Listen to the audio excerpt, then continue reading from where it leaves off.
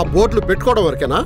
వాటిని పాటించడం రాదా మీకు? సార్ అది జస్ట్ డ్రామా సార్. అది పిల్లలేదో గాడిది గుడ్డేం కాదు. పిల్లలకి జీవితంలో ఎలా సక్సెస్ఫుల్గా బ్రతకాలో నేర్పించండి, ఎలా సక్సెస్ఫుల్గా చావాలని కాదు. చూడండి, మనం ఎంత కండిషనల్గా ఉన్నా మనల్ని అన్కండిషనల్గా ప్రేమించేది మన పేరెంట్స్ మాత్రమే. గుర్తుంచుకోండి. మీ నాన్నేంటే నాటకంలో ప్రేమంటే పూనకంతో ఊగిపోయాడు. ఇంక నిజంగా ప్రేమించుకున్నామని తెలిస్తే చావేనేమో. ఖచ్చితంగా ఒప్పుకోడు. అయితే నా బతుకు దేవదాసేనా?